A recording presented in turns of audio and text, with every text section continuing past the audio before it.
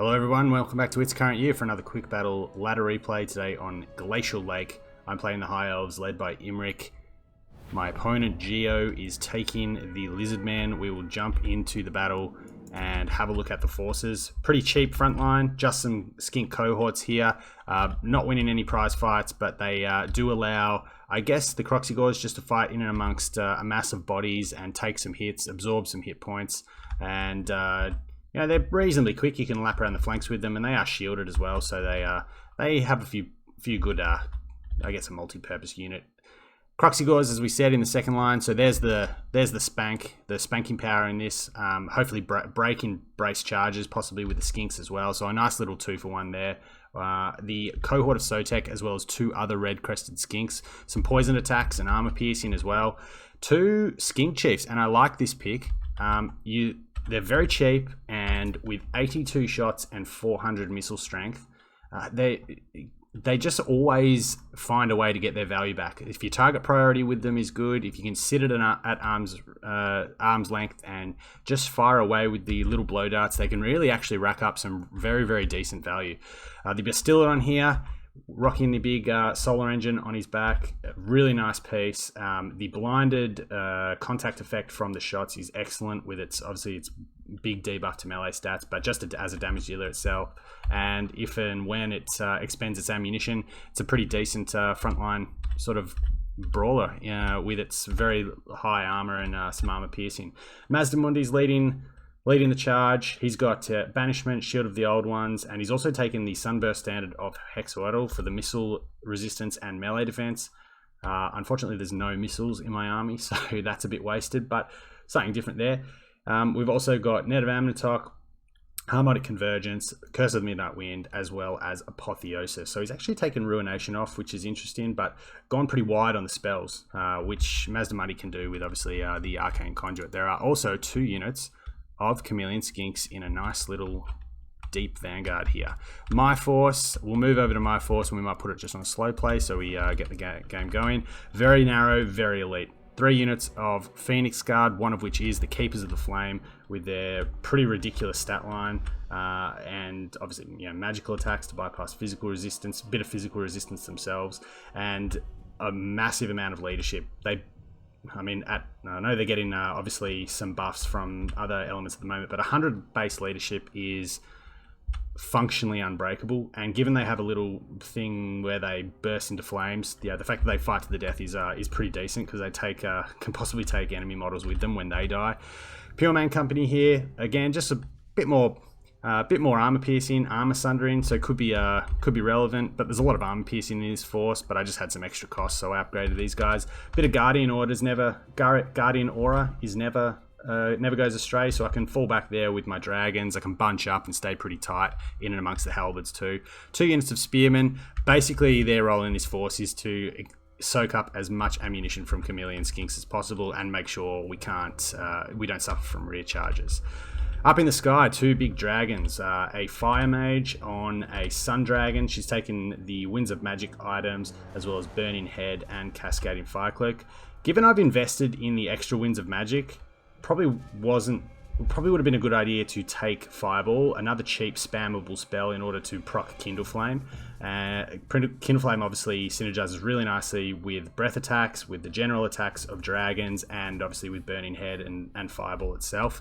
So probably a bit of an oversight on my behalf there. I've also taken Imric up on Menathnia in the sky, so he's got an ability to imbue fire weakness, and obviously also the Dragon Horn and Lord of Dragons. So we're getting underway here. I'm using this big terrain feature. I obviously want to lock down basically one flank.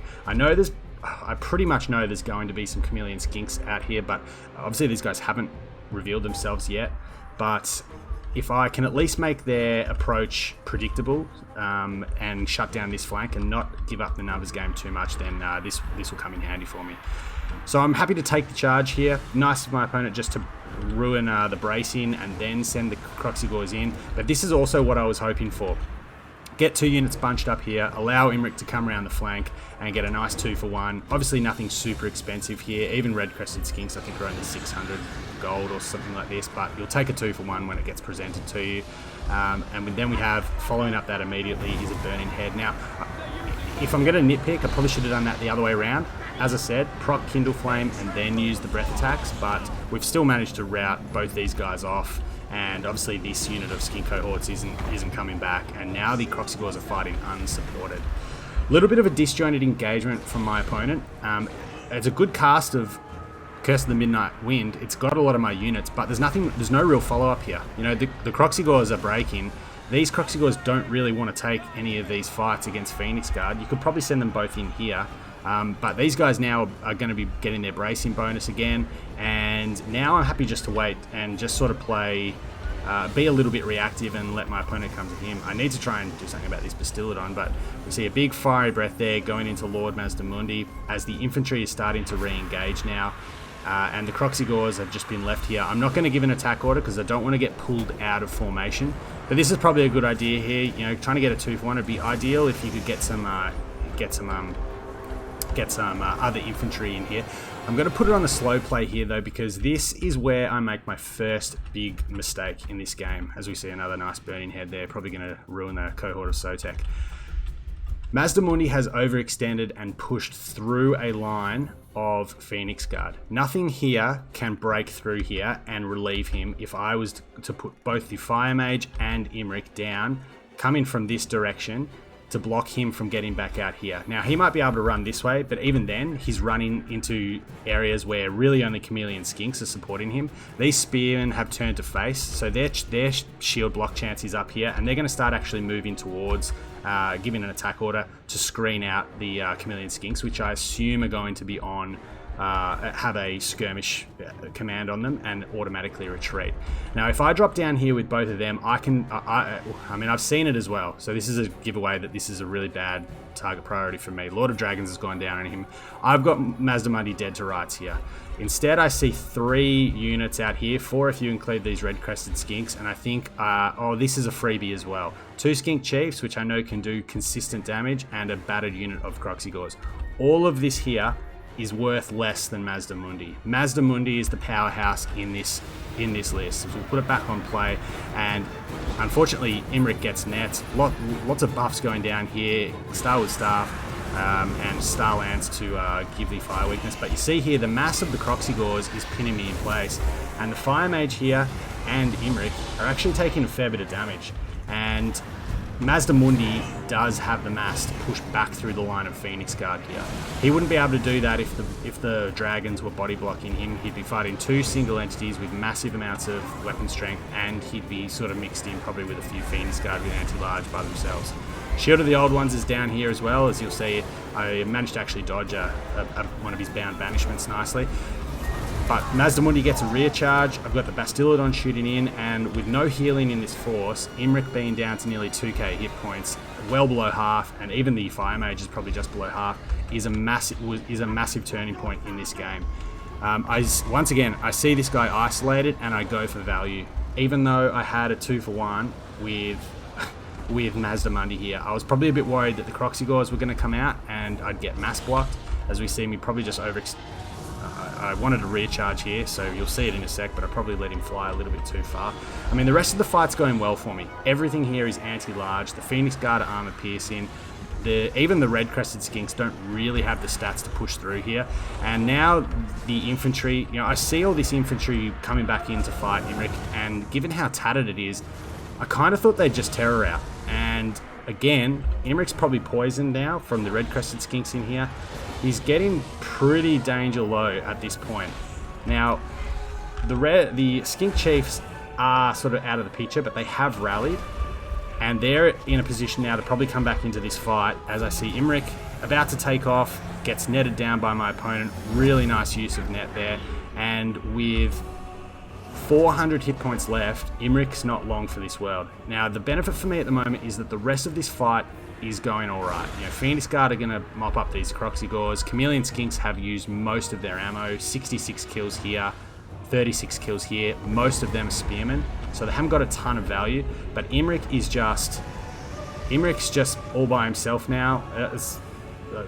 strange breath attack from me there. I probably didn't need to use that, but I will. I notice he's probably going to get out, so I am going to commit to finishing this Bastillodon out off. The last thing I want is for that to come back on the edge of the map here if I re-engage with my Fire Mage and gets just free shots with nothing to pressure it. So this Bastillodon is going to go down, and as I mentioned before, the Skink Chiefs getting back into position. Now, they haven't used a lot of their ammo. They've both used about probably 20 shots, but they're very low. But given 121 hit points left, a couple of shots from these guys is going to kill them if he rallies before he goes off. Now, spoiler alert, he is about to rally, and when I notice this, I see the two skinks coming this way. I figure I can go either this way or I can come out the back of the map. Either way, they're probably going to be able to shut me down and shoot me. So I decide to use the last of my breath attacks here with Imric, see if I can't kill them, and then maybe move out. You'll see me give it an attack order here soon. The Pure Main Company are just trying to nip at the heels of Mazdamundi, chip away as much damage as he can. And you see me trying to path back as much as he can, and a little dart kills one of the mightiest heroes of the High Elves from a little bloody frog.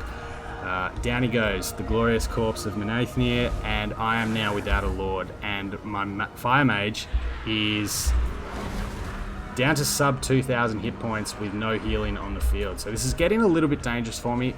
The one thing that is in my favour is that everything I have left is capable of punching above its weight. Phoenix Guard are anti-large, armor piercing, Pure Main with company with their armor piercing and armor sundering. But Mazdamundi here is still healthy enough, 3,000 hit points. He has a large HP pool, probably has a fair bit of Winds of Magic back, and with access to Apotheosis has the potential to heal himself. We have managed to kill one of the Skink Chiefs. This one's probably not going to come back, given it only has 200 hit points left and stuck at minus 24 leadership. If I can maybe bring just everybody that I've got back into the fight, I figure I can maybe win this.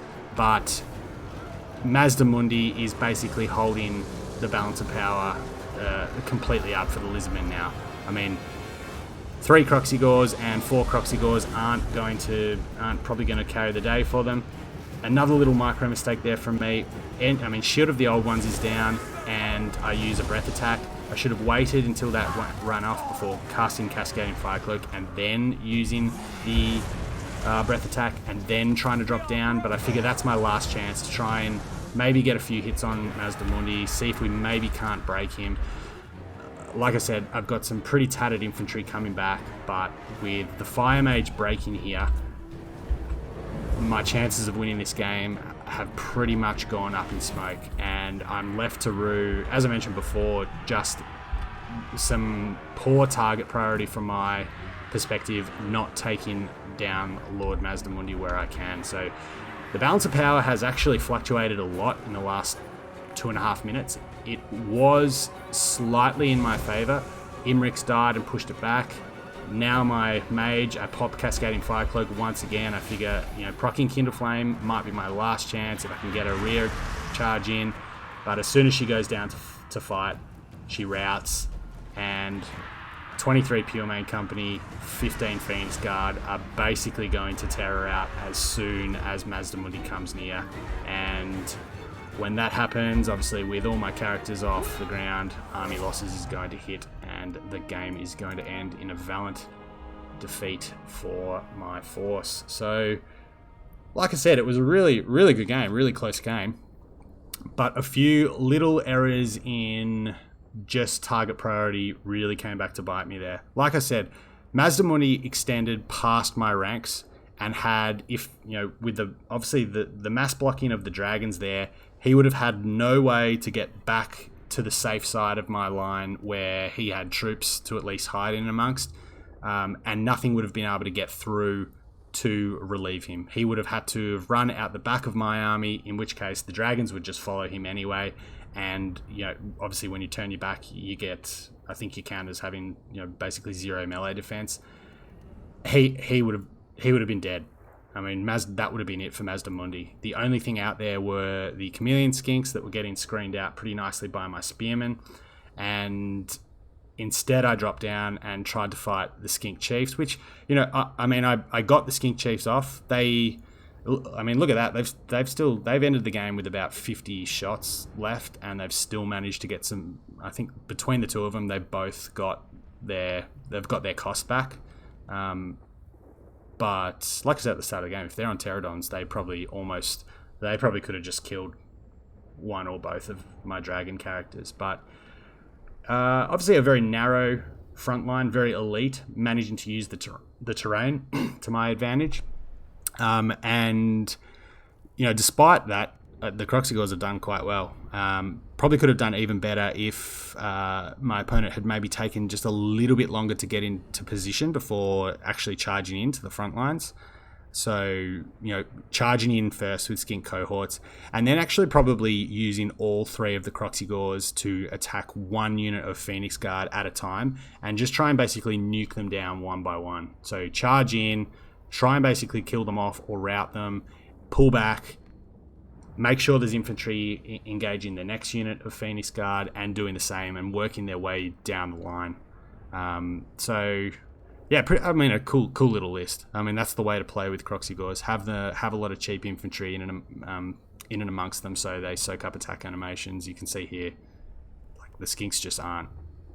Skinks don't even kill spearmen well, but Croxigors, as we see here, 4 kills, 800, nearly 900 value, 51 kills, got their value back, and they've absolutely got their value back, all with around 50 or much less than 50 kills. So yeah, cool list. Has a lot of synergy and a really close game with my opponent Geo. So thanks for the game to Geo. Thanks for checking it out, all you guys, and we'll be back with more soon. Till then, take care.